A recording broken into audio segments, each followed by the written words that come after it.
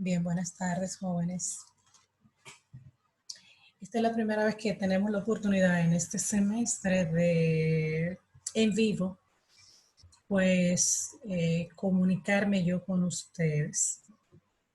El propósito de mi intervención, más que nada, es contribuir con una mayor comprensión sobre el tema del origen de las primeras células. Yo reorganicé el orden de las diapositivas en un orden mucho más lógico para mí. Y bien, vamos a compartir esta información. Vamos a hablar del origen de las células. Pues nosotros sabemos desde hace mucho tiempo que pues todos los seres vivos están conformados por células y que una célula da origen a otra célula. Pues la teoría celular, por supuesto, tiene pues otros enunciados que están aquí enumerados. Todos los seres vivos están conformados por células. La célula es la unidad estructural y funcional de los seres vivos y toda célula surge de otras células. Recuerden que también están los postulados más recientes donde se indica que la célula posee información en su molécula de ADN y que la célula posee metabolismo. Entonces, en lo que respecta a que una célula da origen a otra célula, pues es algo muy obvio, ya lo vimos en diferentes escenarios. Y el último escenario fue en genética, cuando estuvimos hablando sobre mitosis y meiosis, y vimos estos tipos de divisiones celulares, sus etapas y de qué forma ocurre el surgimiento de una célula a partir de otra. Sin embargo, en el pasado, las ideas que prevalecían estaban asociadas con el hecho de que la vida surgía de manera espontánea. Incluso muchos de nosotros hemos creído que cuando vemos, por ejemplo, un material en el que hay gusanos, muchos de nosotros creemos que esos gusanos surgieron ahí, surgieron de manera espontánea en ese material que está en descomposición. Entonces, en el pasado, antes de que los científicos realizaran estudios y realizaran experimentos para poder evidenciar otras explicaciones no, para poder realmente explicar de qué forma surge la vida, pues lo que prevalecía, como ya he dicho, era la creencia de que era de manera espontánea que la vida surgía. Entonces, por esta razón hemos colocado aquí esta diapositiva en donde nos documenta sobre los experimentos que realizó el científico francés Louis Pasteur para probar que la vida no se generaba de forma espontánea. Entonces, hay una diapositiva más adelante donde describe de manera pormenorizada el experimento, pero básicamente estas ilustraciones nos ayudan a entender en qué consistió. Él utilizó un caldo de cultivo que colocó en un tubo y luego, pues, que colocó en un matraz, luego fue curvando el cuello del matraz de manera tal que pudiese exponer este cultivo, este caldo de cultivo al ambiente o no, y en base a la exposición o no de este caldo al ambiente, él pudo obtener diferentes resultados. Él observó lo que ocurría en cada uno de estos frascos y en base a esto sacó sus conclusiones. Aquí tenemos de manera más detallada en qué consistió el experimento.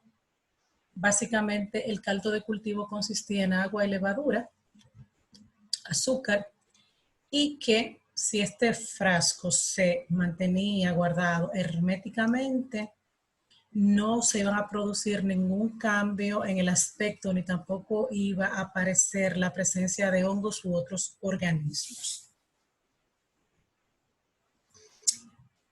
Luego, como parte del proceso, él colocó un algodón en el tubo y dejó pasar aire a través de este para filtrar las partículas microscópicas del aire, incluidas las bacterias y las esporas, y después colocaba el algodón en el caldo en un frasco cerrado herméticamente después de 36 horas y al cabo de este tiempo había un gran número de microorganismos en el caldo y crecía mucho moho en la superficie. Entrando en más detalles con los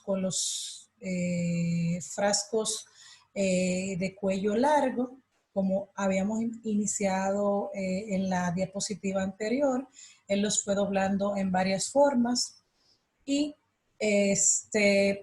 pues el caldo servía para matar algunos organismos, otros los dejaba sin hervir y para tener muestras control, vio que en los frascos que tenían, que no se habían hervido, aparecían hongos y otros microorganismos, pero no así en aquellos que no se habían hervido. Es decir, en los frascos hervidos no aparecían hongos ni ningún otro microorganismo, no así en aquellos frascos que no se habían hervido. Aquellos frascos cuyos caldos estuvieron en contacto con el aire, se había dicho que aquellos que estaban en contacto con el aire, es decir, con el ambiente, pues propiciaban el desarrollo de microorganismos en este caldo. Sin embargo, aquellos en donde no hubo exposición, pues no hubo esa, entre comillas, generación. En fin, al observar la imagen es muy fácil de entender en qué consistió el experimento. Este experimento derrumbó, falseó, más que falsear, en esa época todavía no se hablaban pues de teorías realmente, sino era una creencia, era la forma en que las personas explicaban de qué manera ocurría la vida, de manera espontánea. Sin embargo, como han podido observar con estos ensayos de manera sistemática, se pudo evidenciar simple y llanamente que no había generación espontánea de la vida en aquellos caldos de cultivo con los nutrientes necesarios si estos se sometían al calor. Imaginemos que hubiese algún microorganismo ahí, si al someterlo al calor muere. Y por otro lado, si nosotros hervimos este cultivo y evitamos exponerlo al ambiente, nunca va a crecer ningún microorganismo. Por lo tanto, con un experimento tan elemental y tan sencillo, Luis Pasteur pudo demostrar que la generación espontánea no existía. Volviendo al tema de la división celular y cómo esta da origen a otras células, el único mecanismo mediante el cual las células pueden dar origen a otras células es mediante la división celular. No se ha encontrado ningún otro mecanismo para la producción de células. Todos, en el caso de todos los organismos, en el caso, perdón, de todos los seres vivos, podemos observar que en el caso de los organismos de reproducción sexual, mediante la unión de dos células sexuales haploides, vamos a obtener una célula diploide y a partir de esta, por sucesivas divisiones mitóticas, vamos a tener un aumento en el número de células y la conformación de estructuras que van a dar origen a un embrión. En el caso de los virus, también es conocido por nosotros que son entidades mucho más simples, básicamente paquetes de material de ácido nucleico recubierto con algunas envolturas proteicas y lipídicas en algunos casos. Y estas entidades que no son organismos, pues pueden expresarse y manifestarse siempre y cuando estén eh, en el interior de una célula a través y gracias a la cual ellos podrían llevar a cabo una serie de funciones que sin la cual, sin la célula no podrían existir, no podrían manifestarse. En este caso tenemos el ejemplo de un coronavirus, coincidencialmente. Esta imagen es bastante antigua, sin embargo, el ejemplo que tenemos aquí es de un coronavirus a propósito del SARS-CoV-2, que está muy vigente en nuestros días por el tema del COVID-19. Ustedes tienen mucha información sobre virus. En la clase de molecular pudieron tener la oportunidad de aprender de una manera más cercana el tema de los virus. Reiteramos, estas entidades no se consideran seres vivos por el hecho de que no manifiestan las características de los seres vivos, pero sobre todo son entidades acelulares. Cuando observamos la estructura de un virus, este no posee citoplasma, no posee un núcleo, no posee las estructuras básicas de la vida, que son aquellas estructuras que le permiten a la célula designarse unidad de la vida.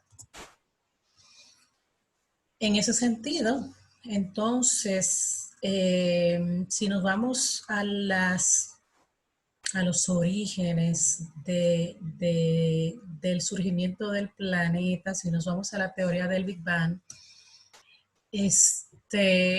obviamente nosotros sabemos que las células no siempre estuvieron en nuestro planeta. Por lo tanto, las primeras células no vinieron de otras células. No vinieron de otras células. Esto quiere decir que las primeras células surgieron de algo, entre comillas, no vivo. Hay una tentativa explicación para el surgimiento de las células, aparte de la que vamos a hablar en un ratito, y es la presencia de algunos materiales orgánicos como aminoácidos en meteoritos que han llegado a la atmósfera terrestre y han estado en la Tierra y han sido examinados y se ha identificado la presencia de algunos aminoácidos.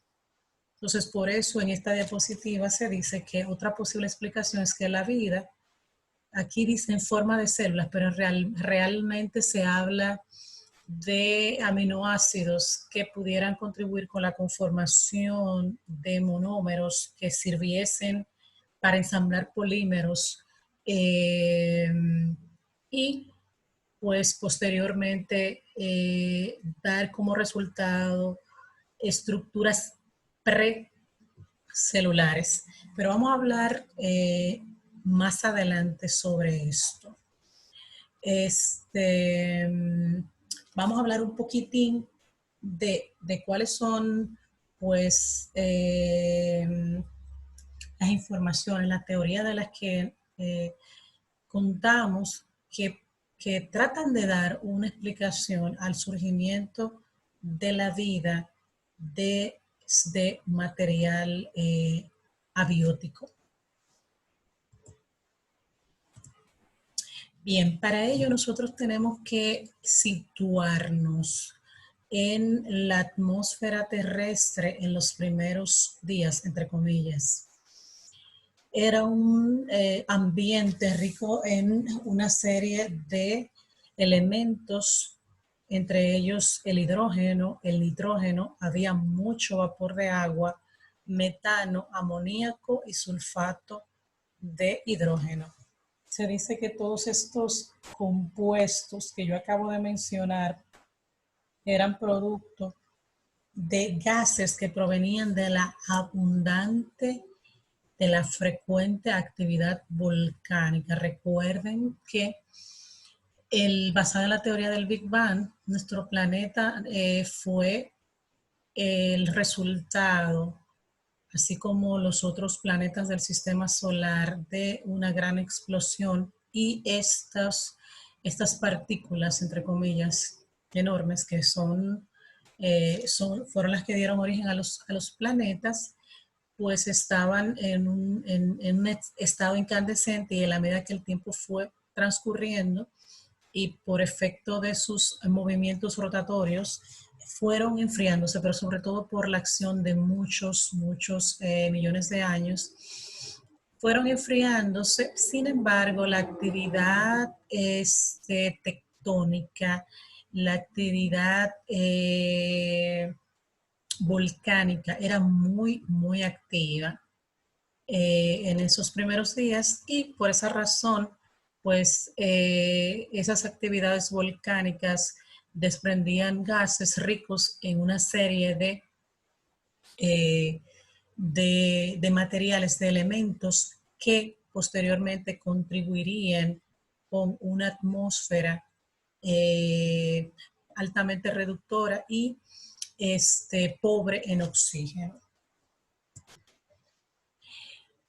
Las teorías que buscan dar una explicación a cómo pudieron llevarse a cabo los primeros pasos, los primeros momentos en el surgimiento de la vida en el planeta, apuestan por cuatro premisas, por cuatro supuestos. El primero es la producción de compuestos de carbono. Ustedes saben que la vida, la vida es rica en compuestos de carbono. Cuando hablamos de las biomoléculas, estamos hablando de carbohidratos, de proteínas, de lípidos, ácidos nucleicos, pero sobre todo, pues los carbohidratos, aminoácidos y lípidos son ricos en carbono. Es algo propio de los seres vivos. Entonces, por lo tanto, la primera piedra que se menciona en la producción, la síntesis de compuestos de carbono,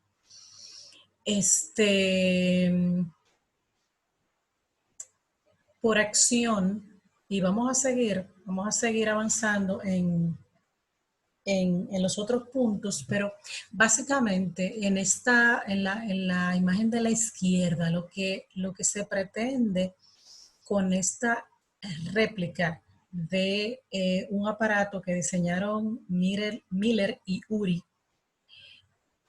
lo que se quiere es hablar de cuáles pudieron ser las condiciones en el planeta Tierra en aquella época en el que surgieron estos compuestos de carbono, como los aminoácidos, por ejemplo. Entonces, eh, voy a hablar simultáneamente de las dos cosas, aunque en la diapositiva anterior yo mencioné cuáles eran las características de la atmósfera en la Tierra.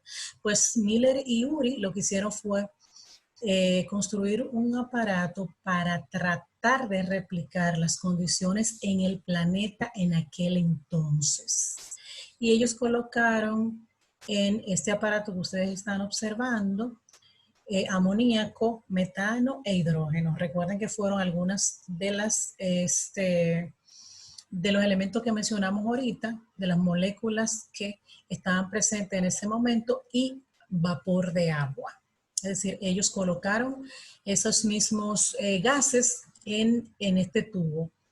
Al mismo tiempo, ellos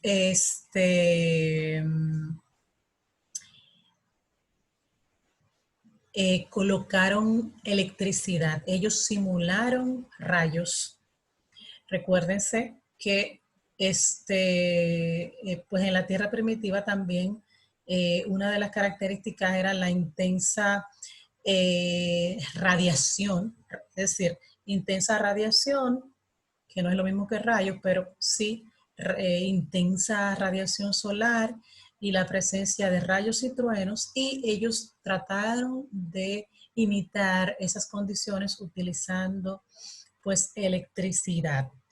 Entonces, ¿qué más? Tenían pues,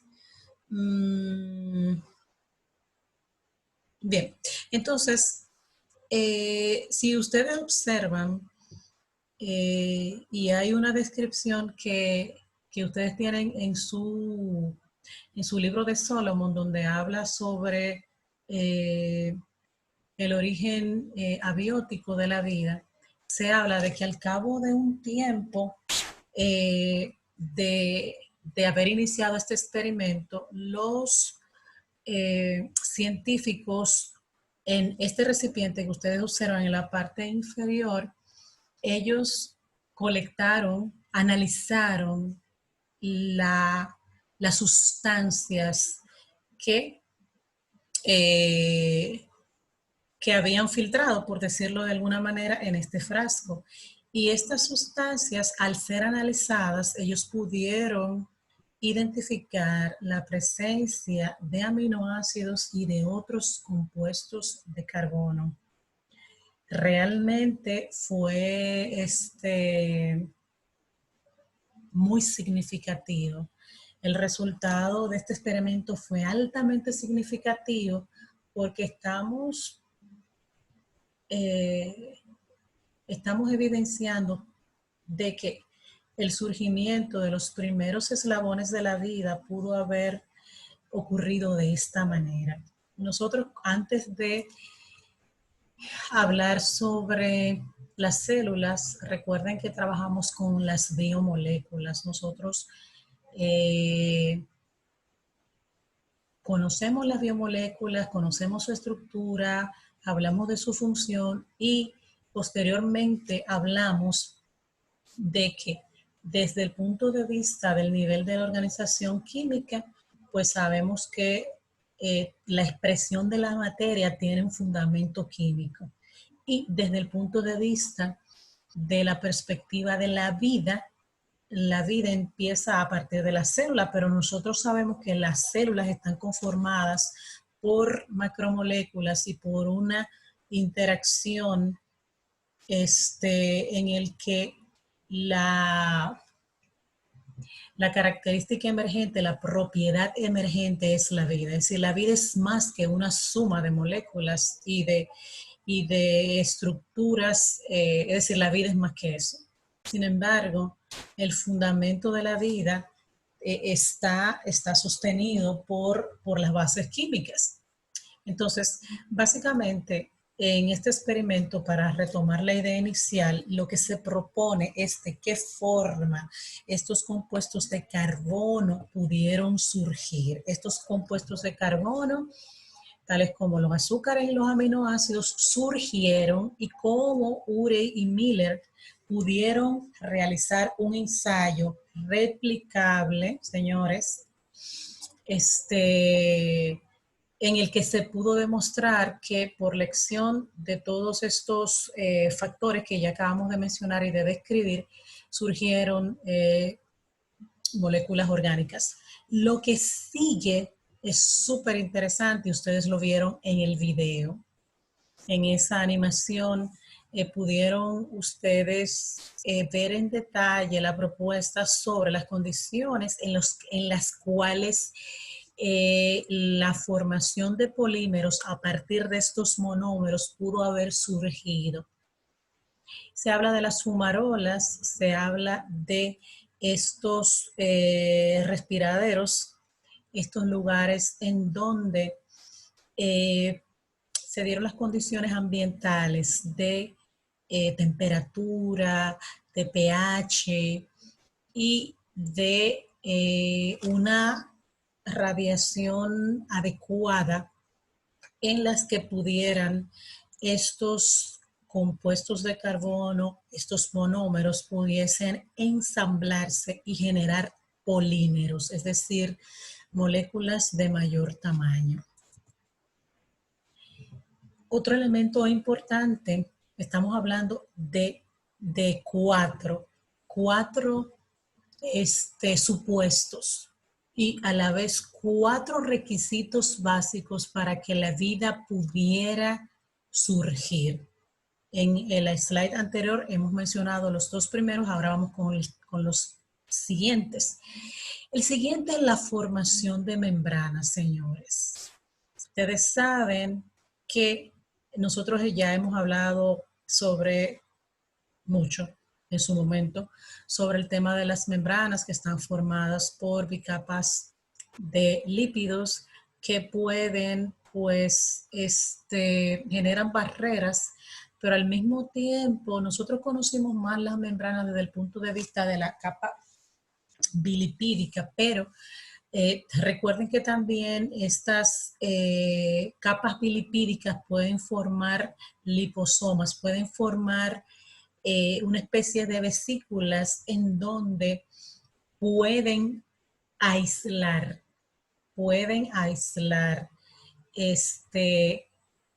compuestos, partículas del exterior, es decir, puede permitir la existencia de un ambiente interior diferente e independiente del ambiente exterior. Entonces, la formación de membranas fue otro evento importante para en el camino de los requisitos para la existencia de la vida en el planeta. Y por último, señores, debió haberse generado un mecanismo para la transmisión de caracteres favorables a la descendencia. Entonces, nosotros sabemos que en base al dogma de la biología molecular, el dogma central de la biología molecular, la información va desde el ADN al ARN y a las proteínas. Entonces, para que una cantidad de sucesos, incluyendo la replicación del ADN, pueda suceder, vamos a necesitar enzimas para replicar el ADN, y para que estos vayan de una generación a otra, necesitamos la presencia de enzimas, de proteínas. Perdón. Sin embargo, para hacer estas enzimas se necesitan genes. Entonces, ¿qué sucede? Lo que sucede es que se propone una alternativa que solucione el problema, entre comillas, de la presencia del ADN que necesita replicarse, pero no había un mecanismo complejo como el que nosotros conocemos para que ocurriera esto. Estamos hablando de los inicios. Entonces, la explicación propuesta es que el ARN no solamente puede tener la función de almacenar y transferir información, sino que también el ARN puede trabajar como si fuese un catalizador. Es decir, que el ARN, a la vez de que puede autorreplicarse, puede ser un catalizador. Y en ese caso se habla de las ribosimas. Entonces, ¿qué es lo que queremos simplemente con esta última parte? Es que veamos el aspecto asociado con el surgimiento de la vida y el elemento de los mecanismos de herencia. Sin un mecanismo de herencia es imposible que pueda haber perpetuidad de una entidad biológica o prebiótica, y que esta situación, recuerden que los mecanismos van evolucionando y van cambiando y se presume que inicialmente en vez de que el ADN fuera la molécula a partir de la cual comenzara todo el proceso, siendo un ácido nucleico el ARN y al mismo tiempo una molécula que puede también actuar como catalizador, es decir, como una con actividad enzimática, entonces se presume que el ARN en esos momentos, vamos a decir que por selección natural fue primero. Aquí simplemente lo que estamos es representando un liposoma. Y aquí en esta diapositiva se habla un poco más sobre lo que yo estuve tratando de explicarles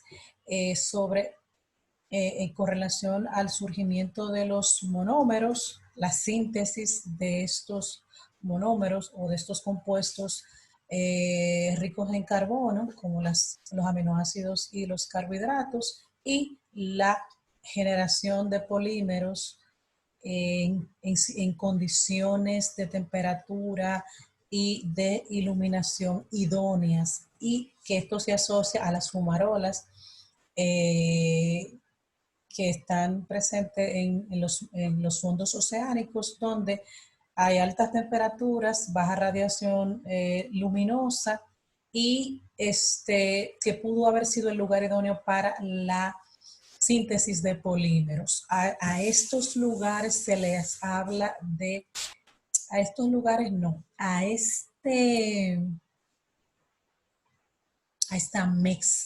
mezcla de materiales se le habla, se refiere como la sopa primitiva o la sopa primordial.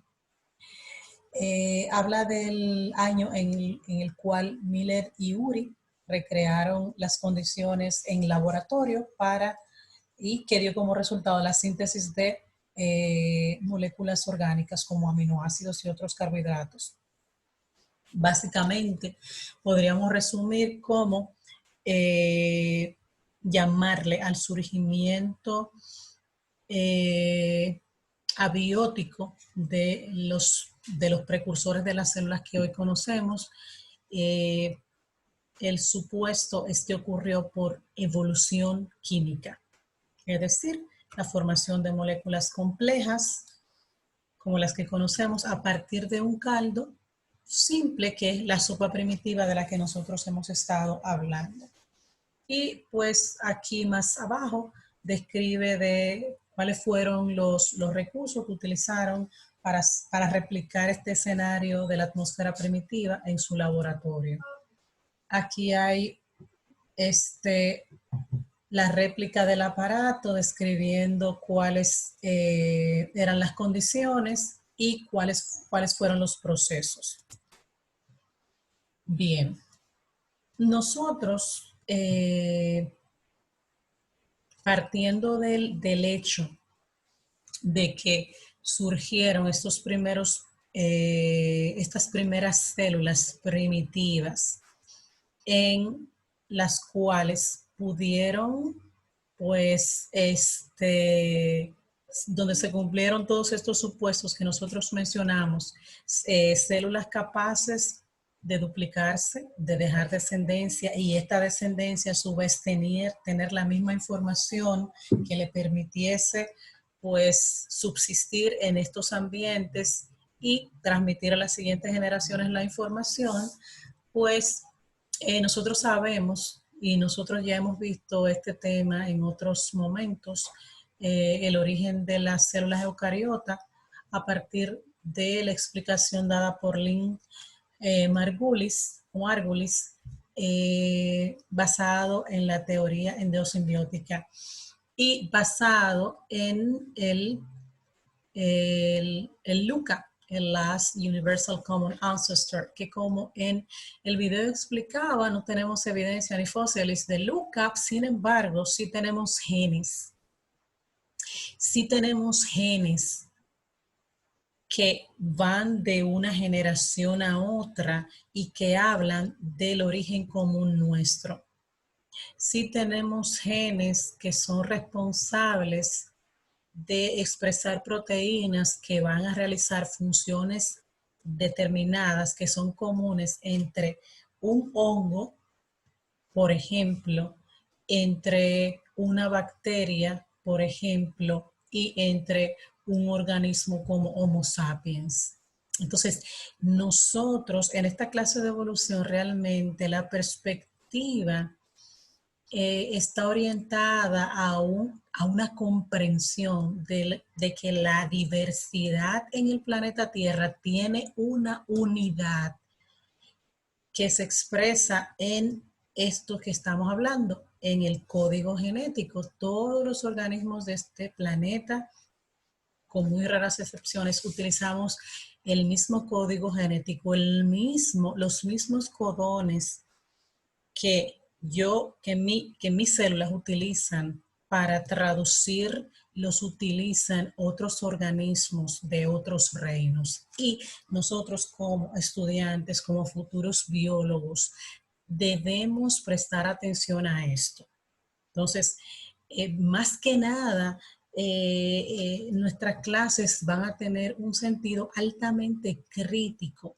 Ustedes van a trabajar mucho, ustedes van a leer mucho, de manera tal que ustedes puedan racionalizar todo, eh, todo esto que nosotros observamos en nuestro planeta, mucha información de seres que estuvieron presentes en nuestro planeta y que ya no están, para ayudarnos a entender de manera profunda y de manera auténtica cómo es que todo esto ha ocurrido y que tengamos también la capacidad de poder ayudar y explicarlo a otras personas.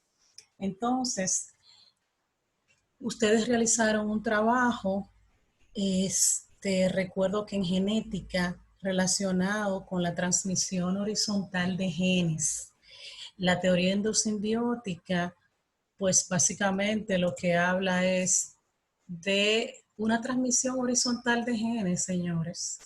Y por suerte que recordé que no solamente hemos visto teoría endosimbiótica en biología celular y molecular, sino que también en genética ustedes vieron teoría endosimbiótica y vieron el artículo con el que ustedes trabajaron su infografía, es decir, que yo no voy a utilizar mi tiempo repitiendo y tratando de profundizar, pero lo que sí queremos es entender que estos genes presentes en estos organismos procariotas, vamos a llamarlo así, ya en estas células primitivas que fueron evolucionando hasta lo que nosotros conocemos como procariotas, pues debido a la acción de diferentes eventos endosimbióticos, fueron transfiriendo, por decirlo de alguna manera, información presente en su ADN con las novedades presentes en su ADN y que esta unión endosimbiótica permitía pues la replicación del endosimbionte dentro de la célula hospedero y que esta novedad, estas características presentes en el endosimbionte fueron eh, aprovechadas por la célula, por el hospedero, y que esta unión, este tipo de asociación, ganar generaba pues una ventaja al huésped al huésped al tener protección de los depredadores en el ambiente, y por otro lado generaba ganancia al hospedero por el hecho de adquirir un organismo capaz de generar procesos asociados con la degradación de los materiales orgánicos para obtener importantes cantidades de ATP. Estamos hablando de la célula hospedera, anaeróbica y de la célula huésped, el mutante aeróbico capaz de degradar materia orgánica y producir grandes cantidades de ATP, dando como resultado a lo largo de millones de años de evolución a lo que hoy nosotros conocemos como mitocondria. Por otro lado, otros eventos endosimbióticos, se habla de procesos en el cual, perdón, cianobacterias, a las cuales nos referiremos como otros mutantes capaces de atrapar energía luminosa para sintetizar materia orgánica, lo que conocemos como fotosíntesis, fueron fagocitados pero no digeridos por una célula hospedera igual de mayor tamaño, y un nuevo evento endosimbiótico que genera a lo largo de muchos millones de años de evolución un individuo proeucariota, un protoeucariota. En el caso tanto del organismo de vida libre, que fue fagocitado inicialmente y que fue el ancestro de la mitocondria, así como del organismo de vida libre, fotosintetizador, que fue el ancestro de lo que hoy conocemos como cloroplastos. En ambos casos, estos organismos fueron capaces de dividirse en el interior de estas células y con el tiempo perdieron su capacidad de vida libre. Nosotros hemos analizado la evidencia de que la teoría endosimbiótica tiene un fuerte asidero desde el punto de vista de que estas estructuras que hoy conocemos como mitocondria por un lado y cloroplastos por el otro, poseen su propio ADN, poseen sus propios ribosomas y sintetizan proteínas. Y por otro lado tienen una doble membrana. Se habla de que esta membrana externa pudo haber sido producto del proceso de fagocitosis de la célula hospedera. Entonces, básicamente queríamos hablar de estos temas. Esperamos que ustedes pues hayan captado la idea central del propósito de este encuentro virtual, en el que yo comparto de esta manera esta información con ustedes. Nosotros tendremos la oportunidad de tener encuentros más cercanos. He querido trazar la pauta del abordaje de, de, de nuestras clases. Ustedes tienen otras asignaturas con otras demandas. Necesito que con respecto a esta asignatura le demos un carácter orientado hacia lo que es dos cosas muy importantes: una lectura responsable de los materiales asignados, debe haber una lectura formal, una lectura con tiempo, una lectura comprensiva y por otro lado, una reflexión. Siempre tiene que ir acompañado de un análisis y de un ejercicio metacognitivo.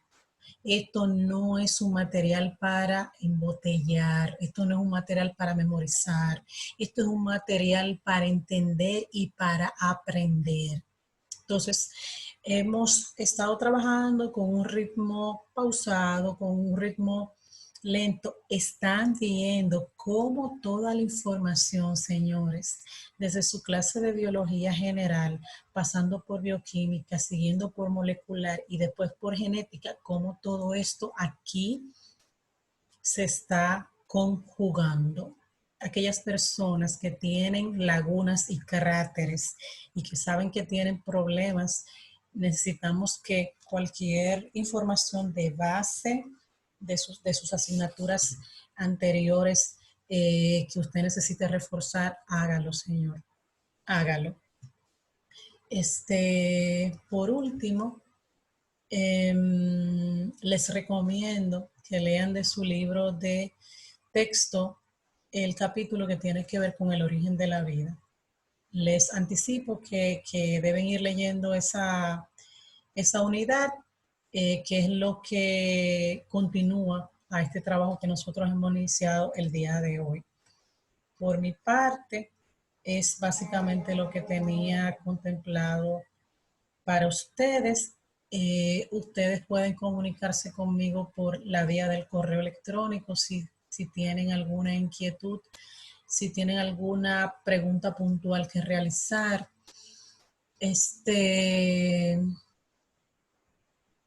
Yo pienso que es bueno que yo lo mencione ahora. No creo que sea necesario que yo lo mencione en una clase, porque igual en una clase tampoco queremos, no es el escenario idóneo para que las personas se expresen, a menos que quieran hacerlo de manera voluntaria. Pero mi inquietud está orientada al hecho de que inclusive si alguna persona tiene alguna situación de conflicto, de contradicción, de ansiedad inclusive, o de cualquier situación que le genere eh, desconfort con respecto a su vida personal y a sus creencias religiosas con respecto a esta asignatura, ustedes de manera espontánea y de manera particular puede contactarme si necesita cualquier apoyo.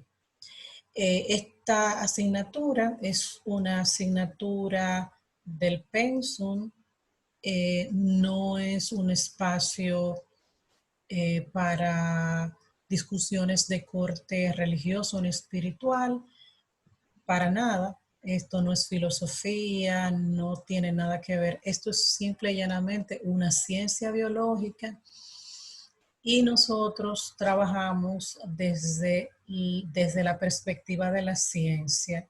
Toda la información que estamos compartiendo en este espacio es información científica,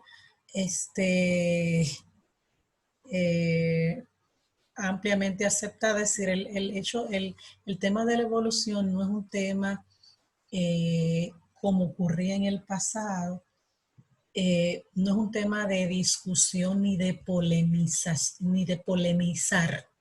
Simple y llanamente es una ciencia biológica más. Con esto, simple y llanamente, nosotros estamos aprendiendo los fundamentos, por ejemplo, tomando como referencia este encuentro del día de hoy, los fundamentos que dieron surgimiento a la vida y de qué manera esa vida que en un momento determinado aconteció en el planeta, cómo a través de las sucesivas generaciones celulares y las sucesivas generaciones de organismos han ido transfiriendo de una generación a otra genes que expresan características y que permiten llevar a cabo y expresar diferentes funciones vitales y características. Entonces, este comentario que estoy haciendo al final lo hago de manera personal, ya que sé que ustedes son un grupo de personas en las que muchos de ustedes tienen diferentes denominaciones religiosas y entendí que, ¿por qué no hacer un comentario al respecto y mostrar mi disponibilidad para poder apoyar y ayudar en el momento en que alguno de ustedes requiera de alguna ayuda? Siempre desde el principio he dicho que y lo tenemos muy claro, que ciencia y religión son dos áreas totalmente diferentes, con naturaleza totalmente diferente y que no tienen por qué entrar en conflicto, todo lo contrario. Entonces, sin más preámbulos, yo me despido de ustedes. Estoy contenta de haber generado este espacio para poder de una manera más viva eh, comunicarme con ustedes y manifestarles mi disposición de pues encontrarnos en otros espacios virtuales. Gracias.